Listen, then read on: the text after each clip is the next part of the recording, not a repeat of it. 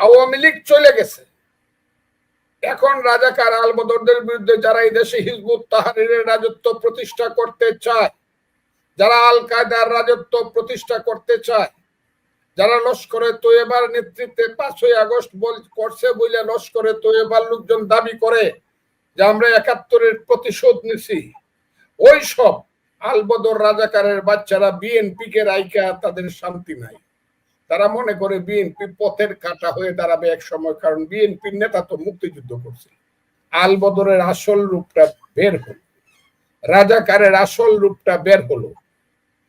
মায়ের পেটে জন্মগ্রহণ করে মাকেই খেতে চায় যে সেই নিমক হারামরা, সেই জারজরা, তারা যখন তাদের আসল রূপটা বাইর করে রাজপথে স্লোগান দিতে শুরু করলো, কি শুরু করছে আপনারা জানেন। প্রথমে বাইরিল ওই চরমোনার লোকজন, একদম নেতাদেরকে নিয়ে শয়ে শয়ে বাইরিল কি হাসিনা গেছে যে পথে তারেক যাবে সে পথে, এই স্লোগান শুরু হলো। আচ্ছা, এই স্লোগানটা তো মোটামুটি রাজনৈতিক, এরপরে যে কত কত কুৎসিত স্লোগান হলো এটা আমার মুখ দিয়ে আসবে না। এরা বেজন্মা বইলা, বিদেশে কিছু বেজন্মা আছে কুকথা বলে, বেজন্মা, এদেরকে আমি বেজন্মা বলবো, এদের বাপ হলো থাকে পাকিস্তানে। ওই পাকিস্তানিদের ছেলেরা বিদেশে থেকে ইউটিউব চালায়, এখানে কিছু পাকিস্তানের ছেলেরা আছে যারা স্লোগান দেয় 1 2 3 4 ইত্যাদি ইত্যাদি, অথবা গাছের ডালে খাওয়া, তারেক রহমান ইত্যাদি ইত্যাদি। আমি কথাটাও বলতে পারবো, আমার শুনে মনে হয়েছে মানে এর চেয়ে ঘৃণিত কোনো কাজ এই দেশে। তারেক রহমানের দোষটা কি? এরপর দেখলাম হঠাৎ করে ছাত্রদের কিছু জারজ শহীদ জিয়ার ছবিটাকে মাটির মধ্যে পাড়াইয়া পা দিয়া পাড়াইতেছে, আগুন জ্বালাই দিয়ে, আরো কত ধরনের স্লোগান ম্যাডামের নামে।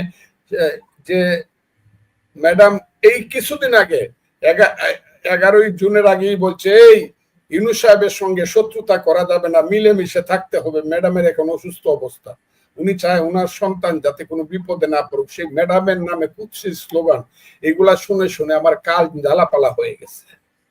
আমি কিন্তু 6 মাস যাবৎ বলতেছি সাপ কিন্তু কারো আপন না, এরা কিন্তু সুবল দেবে, কারণ এরা আওয়ামী লীগকে তাড়াইছে। আমি আরেকটা কথা বলি, আমি সারা বাংলাদেশের মানুষকে জানাইয়া আমার দলের মানুষকে চ্যালেঞ্জ করছি, আমি যদি এটা না শুনেন আমার প্রতি আপনারা অবিচার করবেন। আমি 6 থেকে 7 মাস আগে বলছি, যারা বঙ্গবন্ধু শেখ মুজিবুর রহমানের মাথার উপরে প্রস্রাব করছে তারা জিয়াউর রহমানকেও ছাড়বে না, কারণ বঙ্গবন্ধু শেখ মুজিবুর রহমান ব্যক্তি হিসাবে তাদের শত্রু না, স্বাধীনতা মুক্তিযুদ্ধটাই তাদের কাছে শত্রু। কাজে জিয়াউর রহমান যেহেতু বলছিল মেজর জিয়া, আমি আজকে বিএনপি কেও বলতে চাই, মেজর জিয়া না থাকলে রাষ্ট্রপতি জিয়া কেমনে হয়েছে? The real thing is he was Major Jia, who I do hereby declare the independence of Bangladesh এবং on behalf of our great leader Bangabandhu Sheikh Mujibur Rahman. আমি যদি বলি যে আওয়ামী লীগ কোনদিন এই কুপমন্ডুকতার জন্য জিয়াউর রহমান সাহেবকে, সে শহীদ জিয়াকে স্বীকৃতি চায়, এটা কি আইলো গেল? জিয়াউর রহমান তো বাপের বেটা, পাকিস্তানের এহিয়া খানের বিরুদ্ধে জানে যে হুইজ জিয়া হিজ মেজর, তার সমস্ত পরিবার বাংলাদেশের ভিতরে বাপকা বেটার মতো স্বাধীনতার ঘোষণা দিতে, এইটাই বা কম। সেই বিএনপি, আমি যখন বলেছিলাম যে জিয়াউর রহমান সাহেবেরও বিপদ আসতেছে, খালেদা জিয়া বিএনপিরও বিপদে, কারণ আওয়ামী লীগ চলে গেছে, এখন রাজাকার আলবদরদের বিরুদ্ধে যারা এই দেশে হিজবুত তাহরিরের রাজত্ব প্রতিষ্ঠা করতে চায়, যারা আল কায়দার রাজত্ব প্রতিষ্ঠা করতে চায়, যারা লস্করে তৈয়বার নেতৃত্বে 5ই আগস্ট করছে বলে লস্করে তৈয়বার লোকজন দাবি করে যে আমরা 71-এর প্রতিশোধ নিছি, ওই সব আলবদর রাজাকারের বাচ্চারা বিএনপি কে রাইকা তাদের শান্তি নাই। তারা মনে করে বিএনপি পথের কাটা হয়ে দাঁড়াবে এক সময়, কারণ বিএনপির নেতা তো মুক্তিযুদ্ধ করছে, কাজে বিএনপি কে তারপরে শেষ করে দিতে হবে। সেই কারণে পরশু এবং গতকাল যে স্লোগানগুলা বিএনপির বিরুদ্ধে জনাব তারেক রহমান, দেশনেত্রী বেগম খালেদা জিয়া এবং শহীদ জিয়ার বিরুদ্ধে হয়েছে, এইগুলো হলো তার খুব প্ল্যান প্রোগ্রাম করে, এটা হলো নীল নকশা। বিএনপি কে ধ্বংস করে দিবে, বিএনপি চাঁদাবাজ, বিএনপি খুনি, বিএনপি এই, বিএনপি মানে বিএনপির মতো খারাপ, অথচ 16টা বছর যাবৎ বিএনপি নিজেদের সবকিছু উৎসর্গ করে, জীবনকে বাজি রেখে, অনেকে বলে মানুষ রাজনীতি জুয়া খেলে টাকা দিয়া, রাজনীতি খেলে মানুষ জীবন দিয়া। জুয়া হারলে টাকা চলে যায়, কিন্তু রাজনীতি হারলে জীবন চলে যায়। সেই জীবন যৌবন সব হারাইছে বিএনপি এবং অন্যান্য কিছু বিরোধী দল।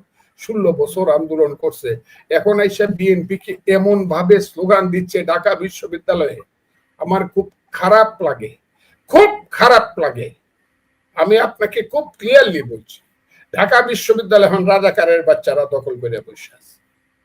এদের নাম হলো শিবির। এরাই কালকে প্রথম স্লোগান দিয়ে, পরশুদিন প্রথম স্লোগান দিয়ে, এরাই আজকে বলে যে আমরা বিএনপি অফিস গিয়ে নয়াপল্টনে দখল করে ফেলি।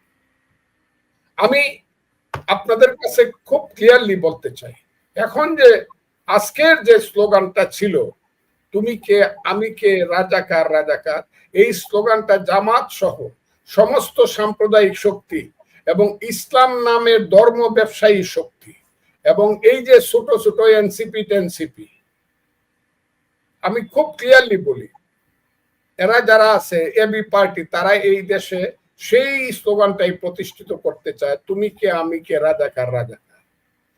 দেরিতে হলো, আজকে আমি দেখলাম সারা বাংলাদেশে বিএনপির নেতৃত্বে স্লোগান হয়েছে জামাত শিবির রাজাকার, এই মুহূর্তে বাংলা চার, রাজাকারের আস্তানা জ্বালিয়ে দাও পুড়িয়ে দাও।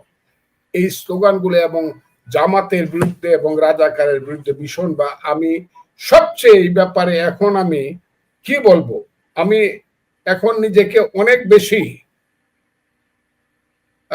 বেশি বিশ্বাসী মনে করি, এই কারণে যে আর যাই হোক এই দেশটা রাজাকারের হাতে যাবে না, কারণ বিএনপি নিজেকে এখন বুঝতে পারছে এবং চিনতে পারছে যে জামাত রাজাকাররা কোন শ্রেণীর সাপ এবং শত্রু, এবং দেশটা খুব ক্লিয়ার হয়ে, এবং আমি মনে করি এই দেশটাকে মুক্তিযুদ্ধের পক্ষে রাখতে হবে। 5ই আগস্ট যা হয়ে গেছে সেইটাকে যদি এই দেশে ফিরিয়ে আনতে হয় নতুন দিন, তাহলে নিশ্চিতভাবে তারেক রহমানের সঙ্গে ইউনূস সাহেব যে কথা দিয়েছিলেন, যে কথা থেকে সরার জন্য ইউনূস সাহেব এই সব করতেছে বলে আমি মনে করি। কারণ ইউনূস সাহেব গত 2-3 দিনে একটা কথা বলেন, উনি খুব নীরব, দেশে এত কিছু হয়ে যাচ্ছে উনি খুব নীরব, কোনো কথা বলেন।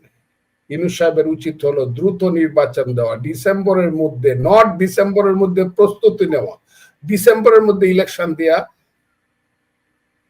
উনার সরে যাওয়া উচিত, এবং রাজনীতিবিদদের হাতে ক্ষমতা আসুক। রাজনীতিবিদদের হাতে যদি দেশের দায়িত্ব না আসে, এই দেশ ঠিক হবে না। ইউনূস সাহেবরা চক্রান্ত করিয়া সেন্ট মার্টিন দিয়া দিবে, চট্টগ্রাম বন্দর দিয়া দিবে, করিডোর দিয়া দিবে, আরো অনেক কিছু দিয়া দিবে, কিন্তু দেশ ঠিক। অনেকগুলো বিষয় আপনার কাছে আমার জানার আছে। ধরেন বিএনপির সঙ্গে জামাতের সম্পর্কটা ঐতিহাসিক, নানান কারণে ঐতিহাসিক, আপনিও জানেন আমি জানি সবাই জানে। মানে তারা ওই যে তারেক রহমান নিজে বলেছিলেন জামাত হচ্ছে কি তাদের যমজ ভাই, তাই না?